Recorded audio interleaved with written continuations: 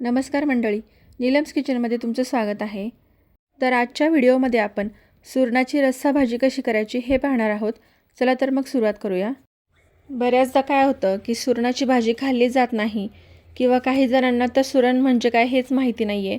पण सुरणा इतकी पौष्टिक आणि आयुर्वेदिक भाजी कुठली असेल असं मला नाही वाटत.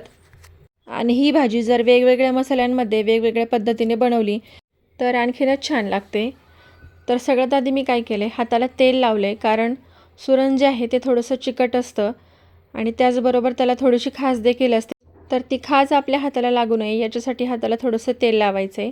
तर आता इथे मी सगळी साल काढून घेतलेली आहे सुरणाची आणि त्याचे असे छोटे छोटे तुकडे करून घेतलेले आहेत. बऱ्याच ठिकाणी या सुरणाच्या भाजीला वेगवेगळ्या नावाने ओळखतात. जसं की काही ठिकाणी जिमिकन म्हणतात, काही ठिकाणी यम म्हणतात, त्याचबरोबर इंग्लिशमध्ये याला एलिफंट फूट म्हणतात. तर तुमच्या इकडे याला काय म्हणतात हे कमेंटमध्ये मला नक्की सांगा. आता सगळ्यात आधी आपण हे सुरण जे आहे ते उकळून घेणार आहे.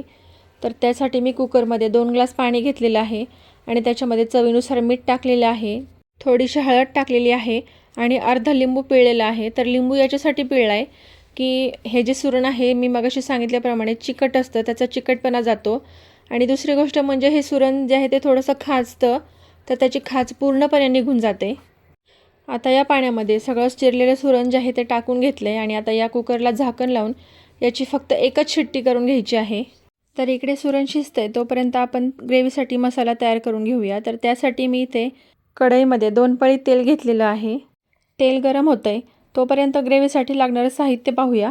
इथे मी 3 मोठे कांदे बारीक चिरून घेतलेले आहे, 1 टोमॅटो घेतलेला आहे, त्याची आपल्याला प्युरी करायची आहे. त्यानंतर काही खडे मसाले घेतलेले आहे, त्याच्यामध्ये 1 चक्री फूल, 1 मोठी विलायची, थोडीशी दालचिनी, 2 ते 3 लवंगा, 2 ते 3 काळी मिरी, 1 तमालपत्र आणि जिरे घेतलेले आहे आणि 1 चमचा आलं लसूणची पेस्ट घेतलेली आहे. तर आता तेल आपलं चांगलं गरम झालेलं आहे. याच्यामध्ये आपण मोहरी, जिरी, हिंग, खडा मसाला, आलं लसूणची पेस्ट टाकून सगळं व्यवस्थित परतून घेऊयात. सगळं परतून झाल्यानंतर याच्यामध्ये बारीक चिरलेला कांदा टाकायचा आहे आणि तो देखील चांगला सोनेरी होईपर्यंत परतून घ्यायचा आहे. तर मंडळी, सुरणाची जशी वेगवेगळी नावे आहेत तसे याचे फायदे देखील खूप आहेत. सुरणामध्ये व्हिटॅमिन B6 खूप जास्त प्रमाणात असतं, ज्यामुळे कोलेस्ट्रॉल नियंत्रित करण्यात मदत होते. किंवा ज्यांना डायबिटीजचा प्रॉब्लेम आहे, शुगर लेवल हाय असते, त्यांच्यासाठी देखील खूप फायदेशीर आहे. त्याच्यामुळे स्ट्रेस कमी होतो, पचनशक्ती वाढते, शरीरामध्ये रक्ताचे प्रमाण देखील खूप वाढते. तसेच आणखी एक महत्त्वाचा फायदा म्हणजे मूळ व्याधीवर सुरण हे अतिशय प्रभावशाली आहे. चेहऱ्यावरील सुरकुत्या कमी करण्यात देखील सुरण हे अतिशय फायदेशीर आहे. तर तुम्हाला सुरणाचे हे सगळे फायदे माहिती होते का हे मला कमेंटमध्ये नक्की सांगा. तर आता कांद्यामध्ये मीठ टाकून कांदा चांगला गोल्डन ब्राऊन होईतोपर्यंत परतून घेतलेला आहे. आता त्याच्यामध्ये आपण टोमॅटोची प्युरी करून टाकलेली आहे. ही प्युरी देखील झाकण ठेवून व्यवस्थित शिजवून घ्यायची आहे. तर आता 5 ते 7 मिनिटं मी छान असं परतून घेतलेलं आहे आणि तुम्ही बघू शकता या मसाल्याला किती छान तेल सुटलेलं आहे. आता याच्यामध्ये आपण कोरडे मसाले टाकून घेऊया. तर सगळ्यात आधी मी टाकलेले आहे 1 छोटा चमचा हळद, 1 मीडियम चमचा लाल तिखट आणि 1 मोठा चमचा धने पावडर टाकलेली आहे. त्यानंतर 1 चमचा मटण मसाला टाकलेला आहे आणि हे सगळे मसाले करपू नये म्हणून अगदी थोडंसं पाणी टाकले. आता हे मसाले देखील छान असे तेलामध्ये परतून घ्यायचे आहेत. आता या स्टेजला आपण याच्यामध्ये जे खडे मसाले टाकले होते ते सगळे काढून घ्यायचे आहेत, कारण खाताना ते दाताखाली आले तर पूर्ण चव बिघडते. याचा पूर्ण अर्क आपल्या भाजीत उतरलेला आहे, त्यामुळे आता हे काढून टाकले तरी काही हरकत नाही. मी सगळे मसाले काढून घेणार आहे. आता आपलं सुरण कसं शिजले ते पाहूयात. तर हे पहा, एका शिट्टीमध्ये सुरण चांगलं शिजलेलं आहे. आपल्याला याला मऊसर शिजून घ्यायचं आहे, याचा गाळ करायचा नाही आहे. हे पहा, सुरण चांगलं शिजलेलं आहे.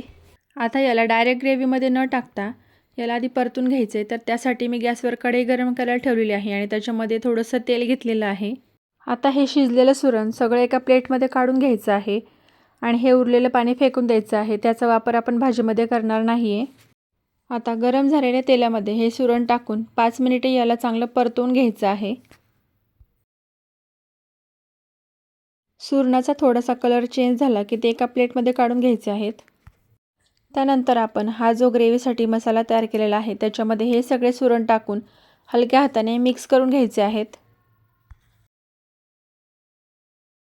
त्यानंतर याच्यामध्ये आपल्याला किती पातळ रस्सा हवा आहे त्याच्यानुसार गरम पाणी टाकून घ्यायचं आहे. त्यानंतर रश्श्याला उकळी आली की याच्यावरती झाकण ठेवून आणखी 5 मिनिटे याला बारीक गॅसवरती उकळू द्यायचं आहे. तर मंडळी, तयार आहे आपली रसरशीत चटपटीत अशी सुरणाची रस्सा भाजी. ही भाजी तुम्ही भाकरी, चपाती किंवा भातासोबतही खाऊ शकता. खूप छान लागते. तर ही रेसिपी तुम्हाला कशी वाटली हे मला कमेंटमध्ये नक्की सांगा. रेसिपी आवडली असेल तर लाईक, शेअर आणि सबस्क्राईब करायला विसरू नका. धन्यवाद.